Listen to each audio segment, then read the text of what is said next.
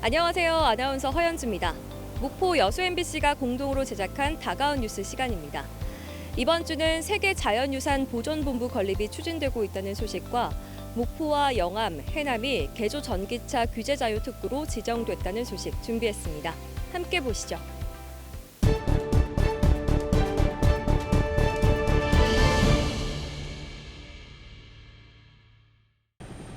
지난해 7월 전남북과 충남의 갯벌이 유네스코 세계 자연유산으로 등재됐습니다.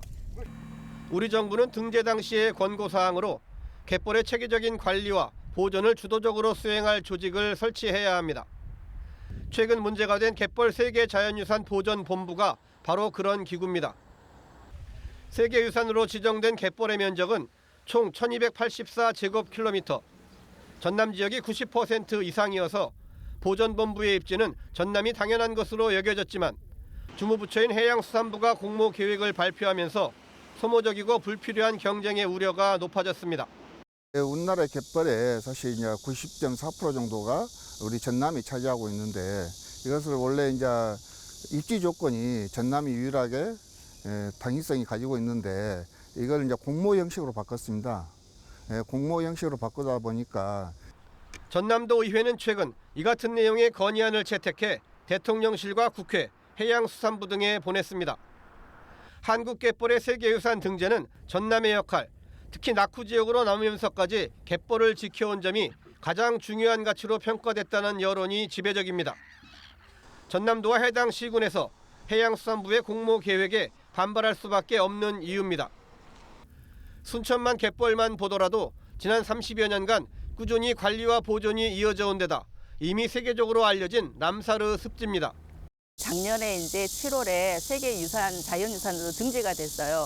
이런 이제 순천시의 그런 노하우나 그런 경험들을 살려서 현재 전남에서는 여수와 고흥에서 추가로 갯벌의 자연유산 등재가 추진되고 있습니다.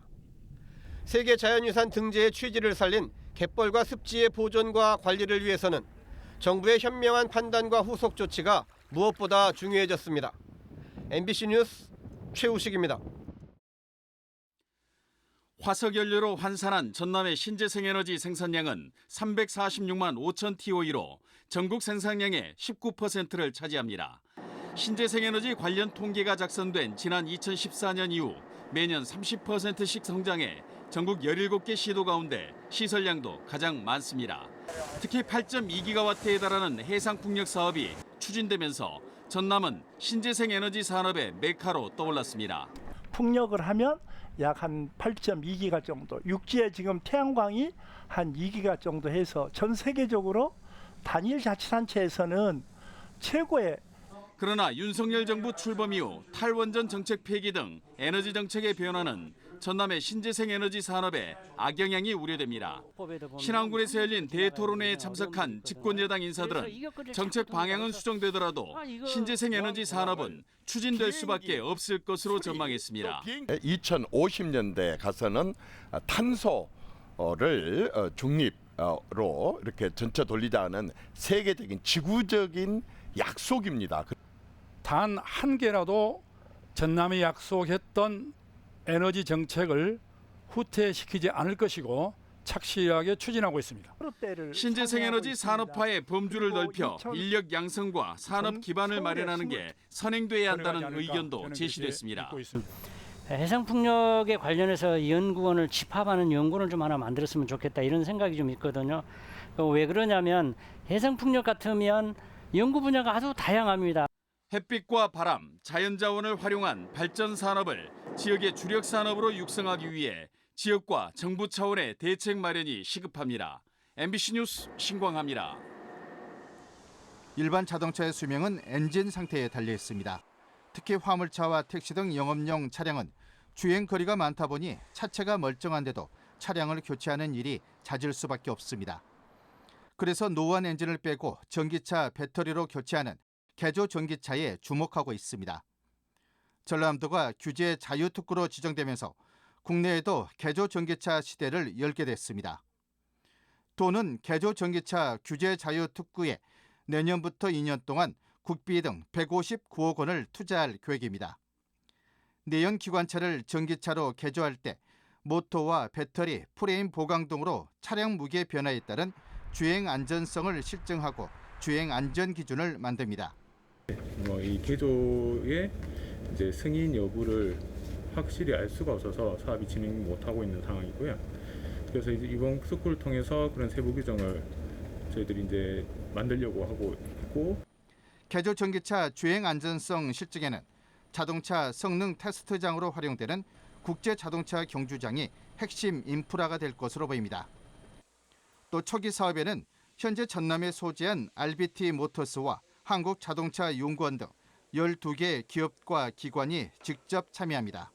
중고 내연 기관차를 전기차로 개조를 해서 중고차 시장에 내놓고 또 동남아 시장에 수출까지 하는 그걸 목적으로 지금 이 사업을 추진하게 되겠습니다. 그래서 전남도는 이번 특구 지정으로 연간 1,500억 원의 개조 전기차 시장을 선점하는 효과를 기대하고 있습니다. 또 이번에 참여하는 9개 기업은 2030년까지 4천억 원이 넘는 매출 증가를 예상했습니다. 장기적으로는 국제 경주장 인근에 10만 제곱미터 규모의 개조 전기차 전문 산단을 조성해 50여 개 기업 유치와 1,800여 명의 고용 창출을 계획하고 있습니다. 특구 지정이 개조 전기차의 전진 기지이자 친환경 전기차 산업의 생태계 조성이란 전남의 청사진을 펼치고 있습니다. MBC 뉴스 문현철입니다.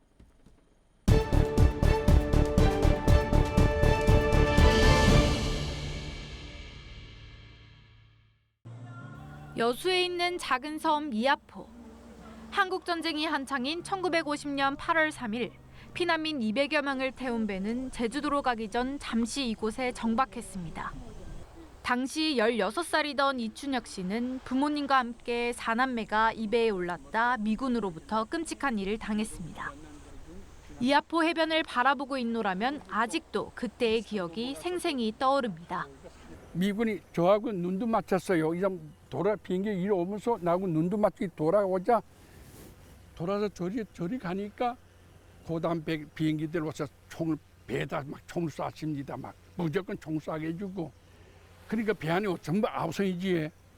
그리고 총 맞아도 돌아가시는 분도 있고 막 돌아가고 피가 흘리고. 이아포 폭격이 있고 엿새 뒤 여수 두루겨 해상에서도 비슷한 폭격이 이어졌습니다. 조기잡이 어선 100여 척이 미군의 공중 공격을 받은 건데 김유광 씨의 아버지도 그때 총상을 입었습니다.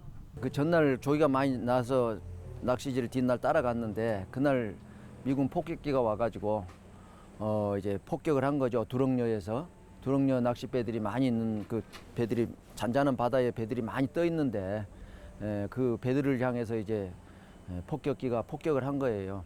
이아포 해변에서 폭격으로 희생된 피난민들은 150여 명, 두루기에서는 10여 명이 희생됐습니다. 2010년 진실화해위원회는 당시 미군의 폭격이 불법이었다는 걸 밝혀냈지만 왜 작은 섬이 공격을 받았는지 정확한 피해 규모는 얼마인지는 아직도 물음표로 남아 있습니다.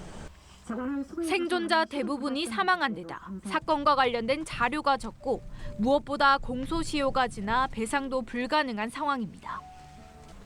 이렇다 보니 지역사회에서는 정확한 진상규명을 요구하는 목소리가 어느 때보다 높습니다. 여수시는 여순 사건처럼 범국가적인 차원의 대책을 요구하고 있습니다. 아직까지 국가 차원의 사과와 보상은 이루어지지 않고 있습니다. 제2기 진술위원회가 금년 12월 9일까지 피해자와 유족, 목격자 등으로부터 진실규명 신청을 받고 있습니다.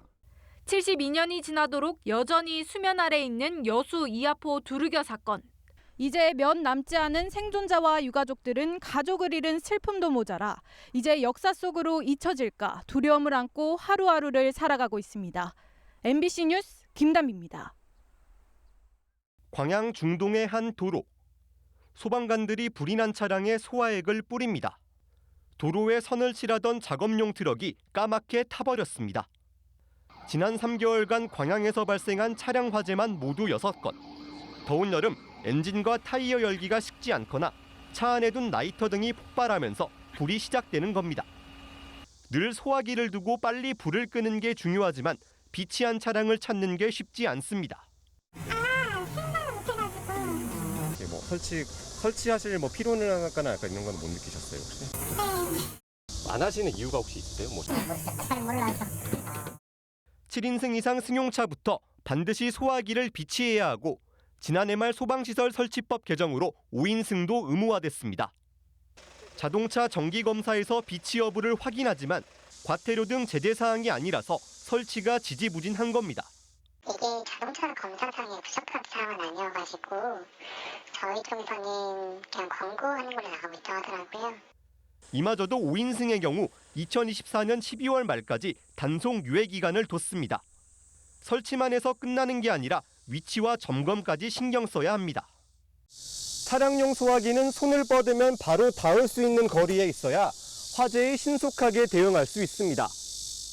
또 본체 윗부분에 자동차 겸용이란 문구가 쓰여 있는지 반드시 확인해야 합니다. 재산과 인명 피해를 최소화하기 위해서 이렇게 미리미리 자발적으로 자기 차에는 소화기 한 대쯤 갖추고 다니는 것을 좀 권장하고 싶습니다. 대형 화재를 막을 수 있는 작은 소화기 한 대. 홍보뿐 아니라 추가 제도 개선이 필요하다는 지적도 나옵니다. MBC 뉴스 유민호입니다. 지난 2020년 2월 목포 시내버스가 36년 만에 처음으로 멈췄습니다. 경영 악화 등을 이유로 버스회사 노사 간 임금 협상이 결렬됐기 때문입니다. 다행히 파업 하루 만에 버스 운행이 재개됐지만 근본적인 해결책은 나오지 않았습니다. 민선 8기가 시작하자마자 목포 시내버스 문제는 또 불거졌습니다. 버스회사가 경영 악화로 연료비를 납부하지 못하자 목포 도시가스는 연료 공급 중단을 선언했고 버스는 지난 2일부터 멈춰야 할 상황이었습니다. 이번에도 역시 하루 만에 일부 연료비 납부라는 단서로 버스 운행 중단을 막을 수 있었습니다. 2년 6개월 전에도 이번에도 모두 시민들의 발인 버스 운행 중단을 볼모로 한 목포시와 버스회사의 줄다리기였습니다. 목포 시내버스 회사는 코로나19 이후 이용객이 크게 감소하면서 인건비와 연료비를 빼면 적자가 계속 누적되고 있다고 주장합니다. 굉장히 어려운 그런 상황에 있고요. 일부 저희 퇴직금도 운송 원가를 조사한 바에 의하면 수년간 계속적으로 지속적으로 지금 결손 목포시는 이런 버스 회사의 적자 노선 보전과 공공 강화 등을 이유로 지난해에만 100억여 원을 지원했습니다. 올해도 인건비 명목으로 56억 원이 편성된 상황. 목포시는 해마다 지원금 규모를 놓고 버스 회사와 갈등이 반복되자 시내버스 노선 개편과 준공영제 도입을 준비하고 있습니다. 저희 시에서는 합리성과 공공성을 위해 노선 합리화와 버스 운영 체계를 개선코자 목포형 준공영제를 준비하고 있습니다. 또 더 이상 버스 회사에 끌려가지 않겠다며 시내버스 운송 원가 조사 용역을 실시하고 있지만 버스 운영 체계 대전환이 무엇보다도 시급합니다. 경영 악화 주장에 이어지는 버스 운행 중단 카드, 그리고 울며 겨자 먹기식 지원금 확대라는 악순환의 고리를 끊어야 하기 때문입니다. MBC 뉴스 김진선입니다.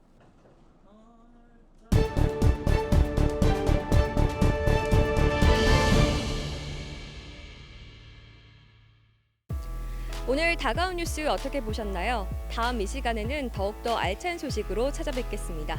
많은 관심 바랍니다. 고맙습니다.